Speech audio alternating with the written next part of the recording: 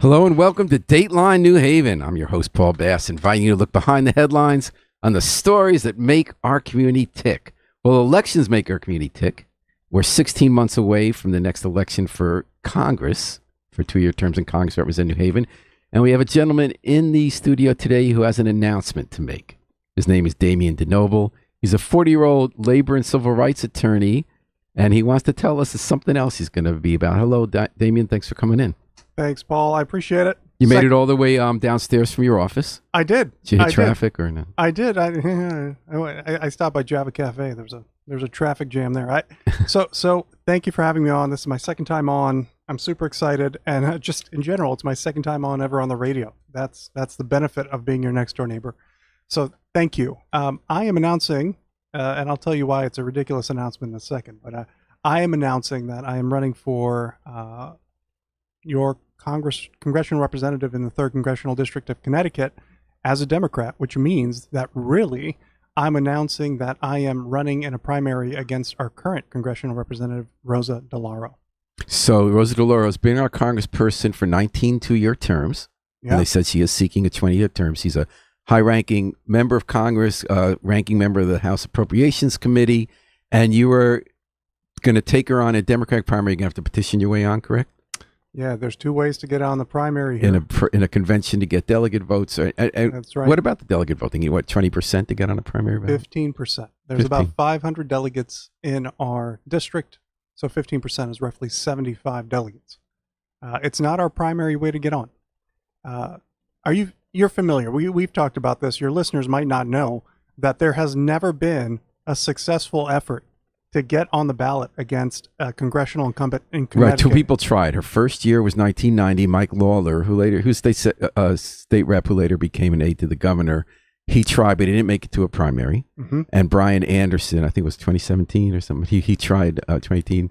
So why are you going to do it now? And how are you going to do it? Mostly petition route, or? Yeah, so we did a pretty good evaluation of these past candidates. There was also another one that wasn't in the district that was almost successful in Moad Hersey in 2022 against John Larson. He actually got within about 350 votes, give or take. But something's happening now. There are already 2 people lining up against Larson, including the former mayor of Hartford. So this year is a different year, isn't it, in America? This is a big year. It's the year of generational change in the Democratic Party. I think we're looking ourselves in the eye and saying, hey, it's a little weird that over the past 5 months, we've had 3 people die in office that could have very well affected an important House vote. It's a little weird that our last Democratic president, Joe Biden, shuffled his way onto a podium in July, could barely speak, and just got trounced in a debate that anybody else should have won. It's a little weird that his age was hidden from us for so many years. It's a little weird that our Congress for 15 years has forgotten how to actually legislate, and maybe an emphasis on seniority and getting to the head of committees so that we can appropriate, or perhaps even better fundraise for our colleagues, not just appropriate money to our districts, is causing more harm than good. And so when I'm looking at our Congresswoman, she's been here for 35 years. I think she's done a really good job, but 8 years. Since 19. Oh, you're sorry. Whatever. Sure. 38. Thanks, Paul. Yeah, she's been here for 38 years. She's in 1990. Okay. Yeah, she is 85 years old this year. She's 82. She's 82. She's turning 83 in March, so she'll be 83 when she runs. Regardless, I don't think appropriating is the sole job of Congress, certainly. And when we have forgotten, when we've kind of neglected the muscle as a party of legislating, of using the Congress, the people's house, right?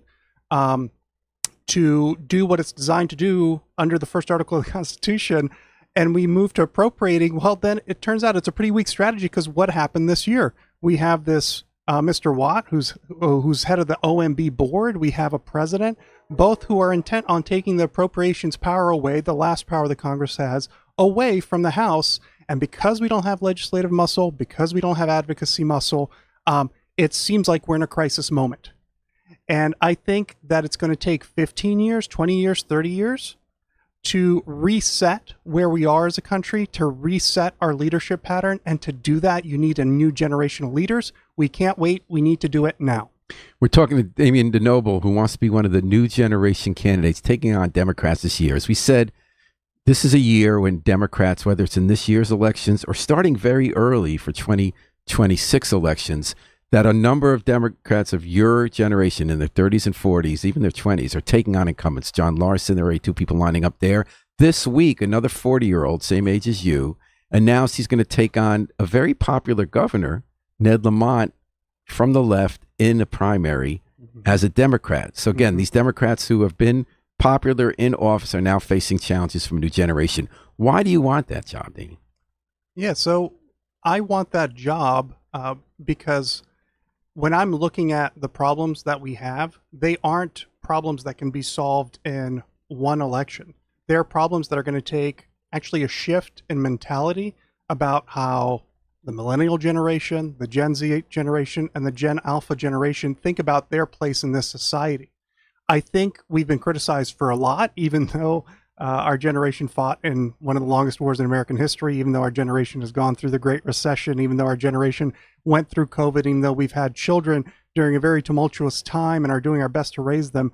But we have been accused of not caring and not being engaged. And I say maybe that's one side of the story, but the other side of the story is that we have been dealing with a generation of leadership that has solidified its hold on America, partly because during the time that they were rising, right, when they were in their 20s, 30s, 40s, 50s, America was on an upward trajectory. There was a lot of money, a lot of power. And when we were coming of age, so I started coming of age 2007 is when I graduated college. Lehman was crashing. We have the rise of the Tea Party. We have the rise of the internet, which creates this polarized politic. And the opportunities to enter into leadership were not only less obvious, but we were also having to fight against the solidified leadership class at the top. If we continue to do that, if we continue to say, well, let's just wait until they die in office, what's the benefit of that? It's not like we're getting the benefit of their leadership because they're not teaching us how to lead. And so basically I got fed up. My wife is a physician here at Yale. Her National Institute health grants are being affected. Myself, I'm an immigration lawyer. I told you in December 2024 that looking at Project 2025, which I was sure was going to be executed to a T, and it is, that 6 months in, didn't I tell you in December, we were going to see if the congressional budget passed, that they promised in Project 2025 a change in this country and what immigration looks like, and that I was refusing to file any more family petitions. At that moment, because I was anticipating this, well, Paul, what do I got left? Right? And it is interesting. They're actually, if you show up and follow the rules and come to a hearing, then the immigration authorities are there to arrest you. Yeah, I'm already getting, I have a lot of clients who are old U visa cases. U visas are given to victims of violence. I had a call yesterday saying, hey, my asylum case got reopened. Well, why would that happen? Right? It was So closed. what do you tell a client then? You know, if you go to follow the process, they're going to arrest you and deport you and send you to a prison in Venezuela or El Salvador. Yeah. So in this particular case, I'm saying, let's call your asylum lawyer. Let's get all the paperwork in line. Let's make sure that if something like that happens, we have your work permits on hand. You have your bona fide determination, a U visa, legal status on hand. Let's even have some briefs on hand. So if you are arrested, that we can file, a request to release you immediately at the district court David, level. tell us a little more about who you are. You were born in Yugoslavia, the former Yugoslavia. Yeah. And when did you come here? When you naturalized, and how'd you get into this career? Sure. Yeah, I came here in 1992. I came straight out of Sarajevo. I came here February 8th, 1992. We missed the first bombs of falling on Sarajevo by about a couple of weeks. Duke University brought my dad over, and then he brought us over just in the nick of time. I moved through the United States, through the different kind of socioeconomic and even racial layers of the United States. I was a scholarship student at Duke. And then after that period, like, life started to change very quickly for my family, just because my parents' careers took off and I started to do some other kind of very interesting things. College gave me a lot of opportunities. I've sold a business. I built a business. I sold a business. I was a freelance journalist for quite a while, half a decade. And the last 10 years, I've been an immigration lawyer. And, I interviewed Rosa DeLauro at the time of the civil war in the former Yugoslavia, Serbian-Bosnian war, and she took heat from some of her constituents because she was in favor of U.S. military intervention. Did she call it right? She did. She called it right. And it's a really interesting question. I mean, look, the legacy of Rosa DeLauro and her husband Stanley Greenberg is amazing. You know, what Stanley did with Nelson Mandela in the early 90s. Tony Blair. What he did in Israel. And I mean, he helped elect Israel's last really like kind of left-wing prime minister in 1999, right? And I think that when Rosa made that call, it was at a time when America really was still in this post-USSR moment, fall USSR moment, where we said part of our foreign policy, right? Part of our foreign policy is promoting democracy in the world and preventing genocide, right? We still took the Genocide Convention pretty seriously. How do we take it today? Should the U.S. be preventing genocide in Gaza?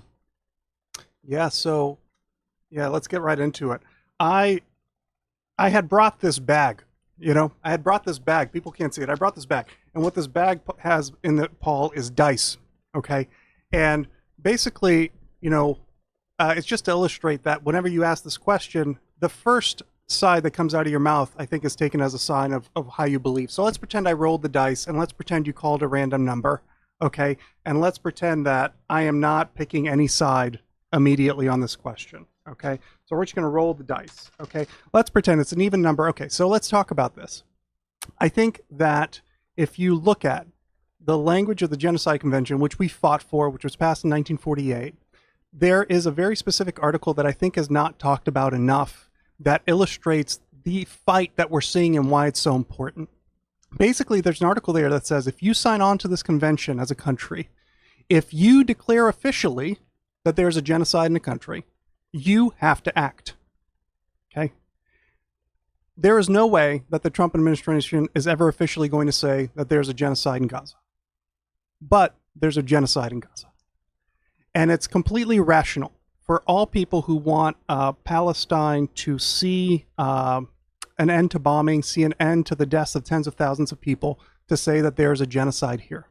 It is also completely rational for Israel to say that there's no genocide. Because if America ever goes one way or the other, it forces, based on the language of the Genocide Convention, America's hand to act. The last time we saw America declare anything a genocide, it was by accident when Colin Powell said that what's happening in South Sudan is a genocide. Very shortly thereafter, Condoleezza Rice came back in and waved it back. Myself, I grew up on, in college, formative for me were books by Philip Gurevich. Formative for me were works by Samantha Power, which said that America should use its might and soft influence to prevent the further genocide of a people.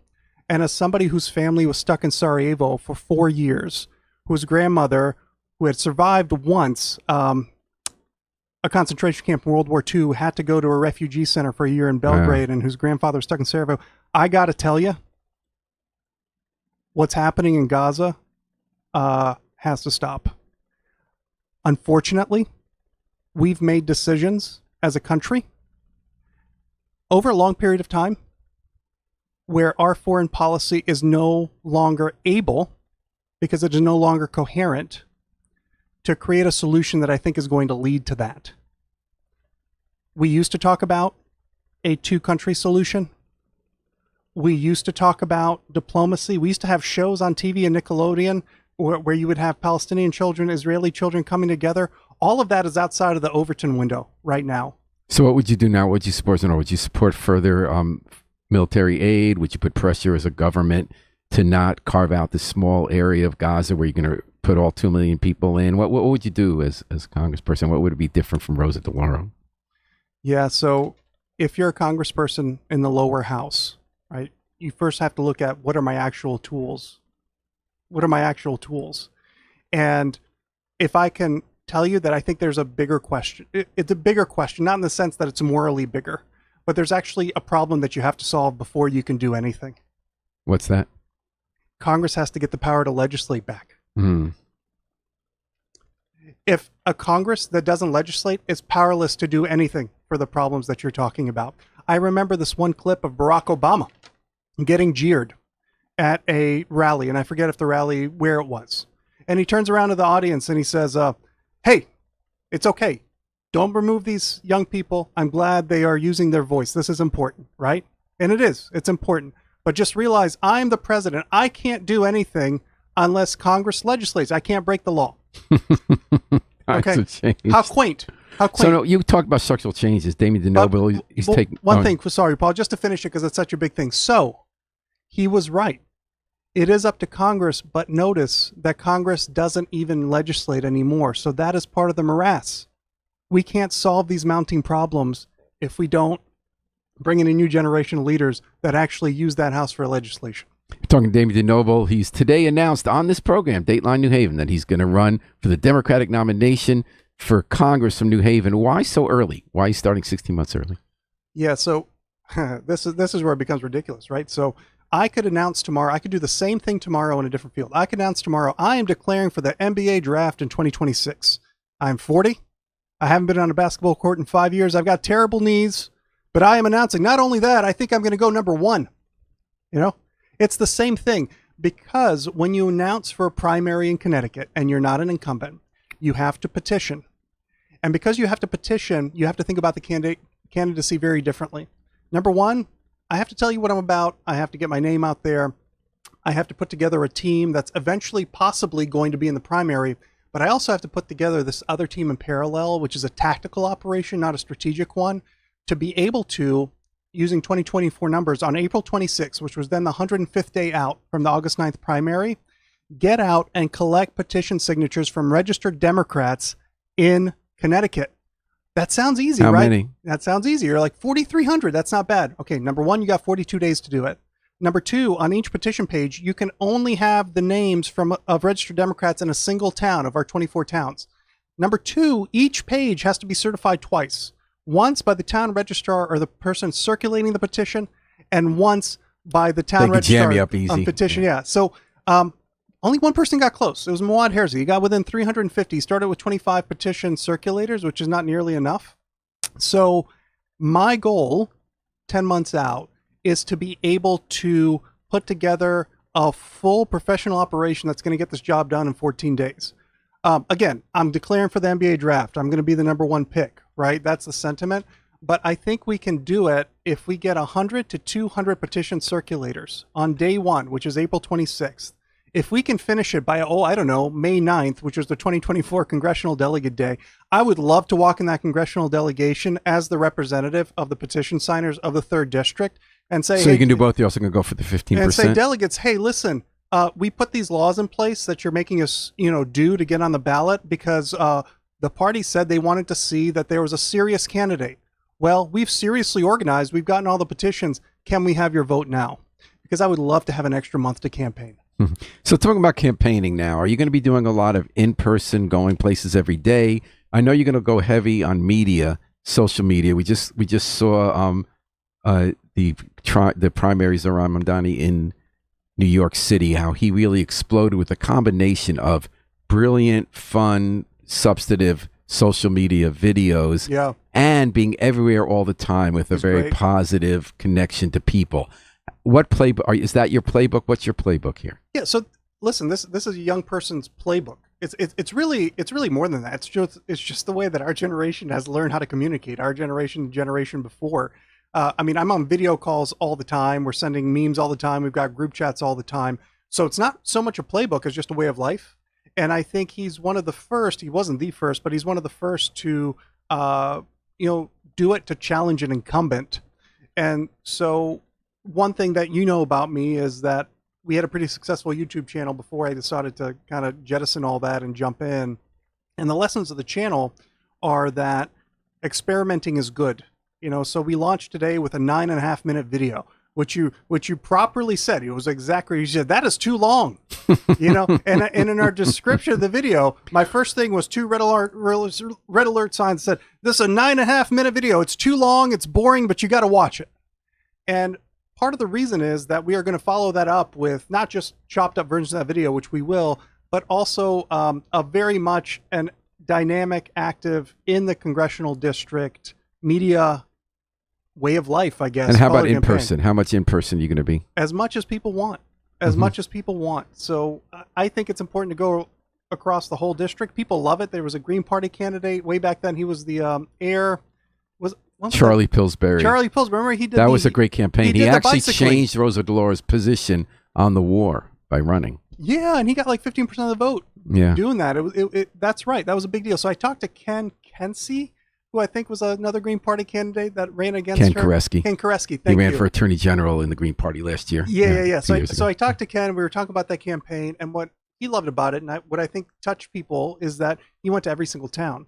Well, we kind of want to do that the whole time. So in your video, I did watch the 9.5 minutes. Yeah. And you talked about the challenge of Paul's going to run now. The challenge is that a billionaire hegemony have screwed the working and middle class America. The world's become a battleground for old men with too much power. You made the case for new leadership. You flashed Maxwell Frost from Florida, AOC, Mamdani. You made a case against Rosa. You said she cheered on Biden as he refused to pass the torch. She held her seat for 35 years. She's 82. Her job is to retire. And that she's beloved by many, because she is very popular. She is not an exception to the party's decay. She is its clearest example, a fixture in a system that rewards seniority over urgency and loyalty over results.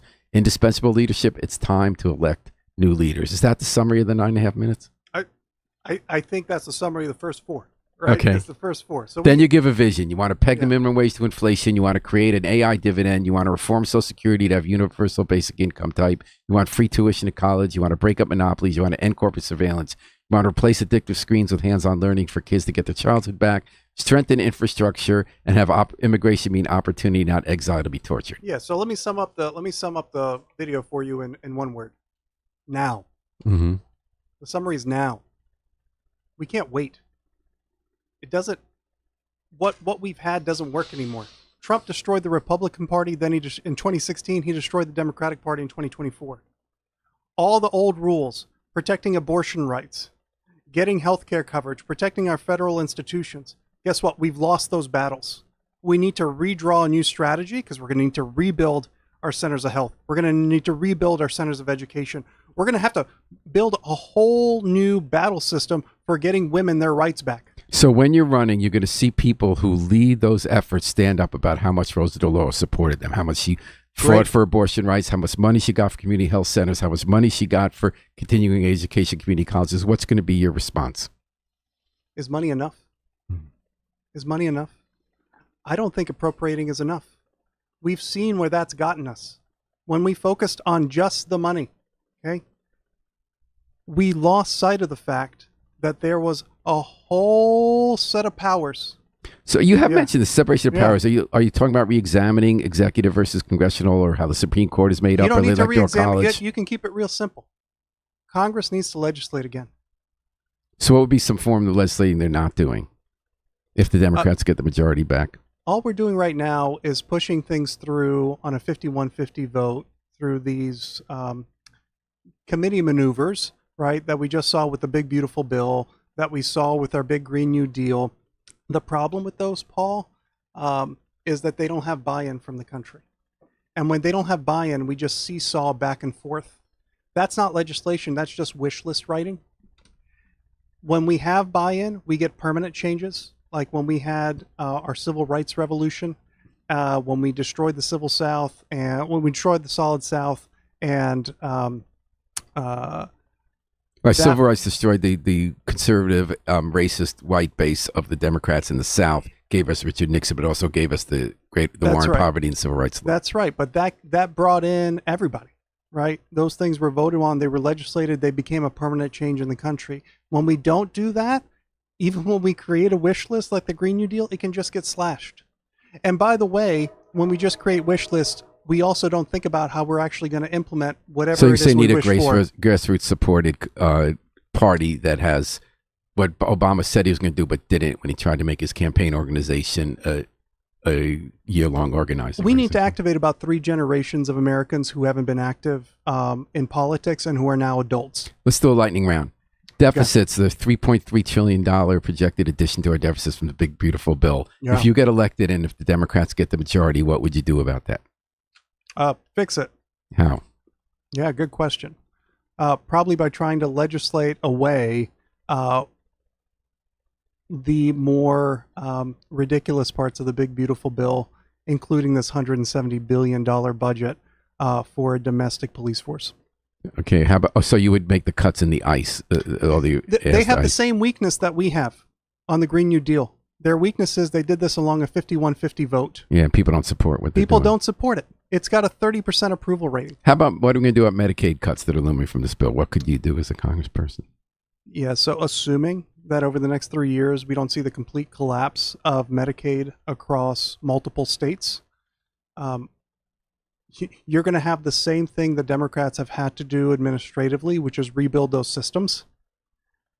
But I think that the ultimate fix for that, and now you're looking at something that takes 5, 10, 15 years, is building out legislation and perhaps even amendments that say that healthcare is a right and that it can't be taken away. Earned income tax credit is a big champion issue for Dolores. She proposed that she got it through. It then got only 1 year, then got a sundown. Where are you on the earned income tax credit? I will adopt her position wholeheartedly. You know, what's unique about this campaign, Paul, is not like we have to refute her positions. That's not what it's about. Well, you know, it's this thing you talk about AI, and there are two debates about AI is going to destroy a lot of jobs. Well, it will, like, you know, people who work in Hollywood, people who code at a basic level.